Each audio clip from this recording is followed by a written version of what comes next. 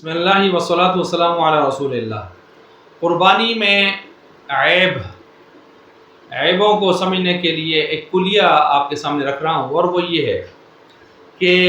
جو بھی جانور جس میں ایسا کوئی عیب آ گیا کہ اس کا حسن مکمل ختم کر دیا، اس کے کسی عضو کا حسن مکمل ختم کر دیا یا اس کی منفعت نفع کو مکمل ختم کر دیا، تو یہ دو عیب ایسے ہیں جن کو عیب فحش کہا جاتا ہے، یہ قربانی سے مانع ہے، رکاوٹ بنیں گے۔ مثال سمجھیں، مثلا کوئی جانور ہے، وہ لنگڑا پن اس میں ہے، تو اب اگر لنگڑا پن تھوڑا بہت ہے، پاؤں بھی زمین پر پورے رکھتا ہے صحیح طریقے سے، اور زیادہ گھما پھرا کر نہیں رکھتا، سیدھا رکھتا ہے، ہلکا سا لنگڑا پن ہے، تو اس کی قربانی جائز ہے۔ لیکن اگر وہ پاؤں زمین پر رکھتا ہی نہیں، گویا اس کے اس حصے اس کی پاؤں کی جو منفعت تھی، نفع تھا، وہ ختم ہو گیا ہے،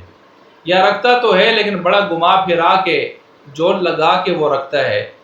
تو پھر ایسی صورت میں وہ منفعت تو مکمل ختم نہیں ہوئی لیکن اس کا حسن مکمل ختم ہو گیا گویا، تو اس لیے اس جانور کی قربانی جائز نہیں ہوگی۔ اسی طرح آپ آنکھ کا مسئلہ لے لیں ساتھ، کہ اگر کسی جانور کی آنکھ کانا پن ہے، اس میں تھوڑا بہت کانا پن ہے، برداشت ہے، لیکن اگر کانا پن زیادہ ہو گیا ہے،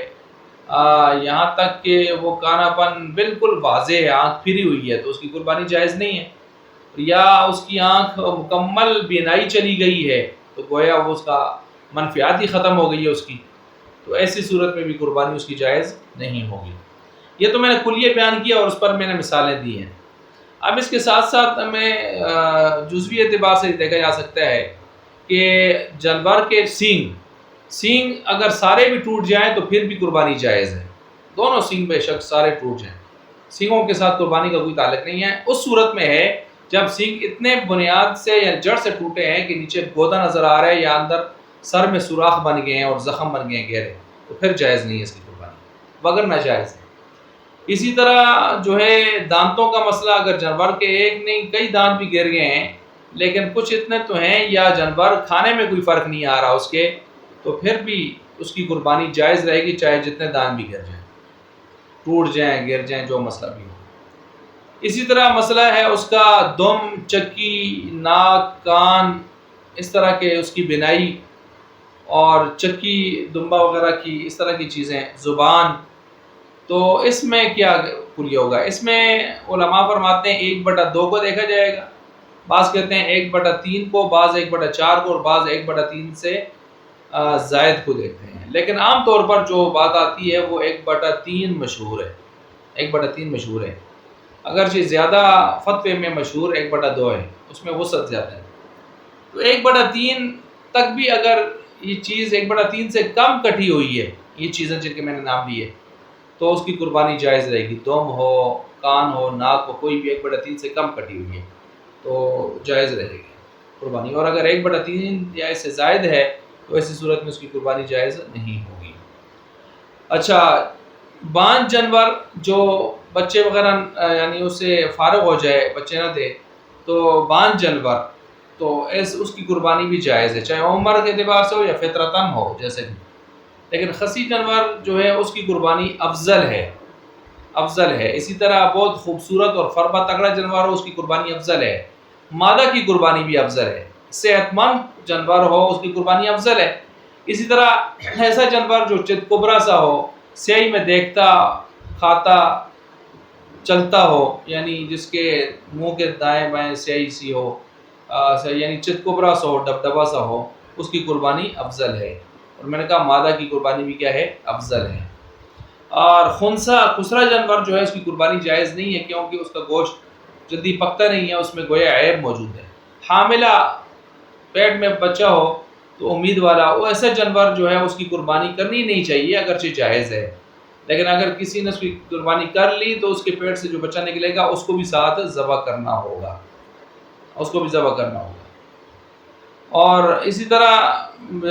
جلالہ جو جانور جو گندگی کھا کے اس کے جسم سے گندگی ظاہر ہو رہی ہے اور بو آ رہی ہے، تو اس کو پہلے باندھ کے صفائی اس کی لگانی ہوگی، یعنی اس کو کھلانا پلانا 15-20 دنوں تک، 20-25 دنوں تک، تاکہ اس کی صفائی ہو جائے، لیکن اس طرح کے جانور عموماً ہمارے یہاں پائے نہیں جاتے۔ جانور کے تھن، اگر 4 تھنوں والا بڑا جانور ہے جیسے تو ایک تھن میں مسئلہ ہو گیا، کوئی بھی مسئلہ ہو جائے، کسی بھی قسم کا مسئلہ ہو جائے، اس کی قربانی جائز رہے گی، کیونکہ 3 اس کے باقی ہیں، سلامت ہیں، ٹھیک ہے۔ لیکن اگر 4 میں سے 2 خراب ہو گئے، اس کے سوکھ گئے، خشک ہو گئے، کھنڈی اوپر سے جو ہے سیری اوپر سے اٹھ گئی، اتر گئی، خراب ہو گئے، دودھ بالکل کانے ہو گئے، دودھ نہیں نکل رہا، جو ہے ایسے سخت ہو گئے، تو ایسی صورت میں 4 میں سے 2 میں مسئلہ ہوا تو قربانی جائز نہیں ہوگی۔ اور اگر بکری وغیرہ ہے تو ظاہر بات ہے 2 تن ہوتے ہیں، تو 2 میں سے کسی ایک میں مسئلہ ہوا تو قربانی جائز نہیں ہوگی۔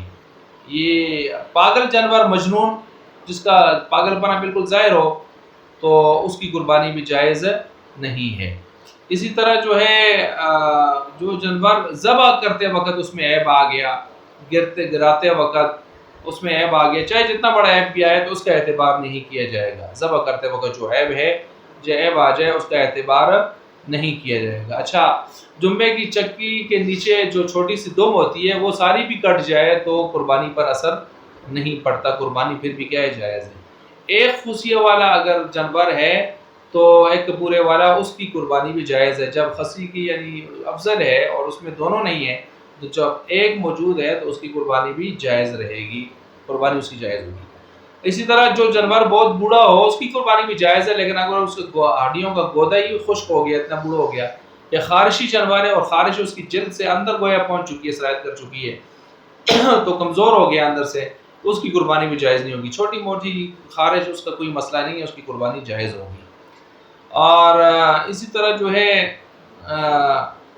باقی جو اس کسی بھی قسم کے عیب جو فحش، یعنی جو اوپر میں نے کلیہ بیان کیا ہے، اس کے مطابق دیکھا جائے گا کہ مکمل منفیات اور مکمل اس کا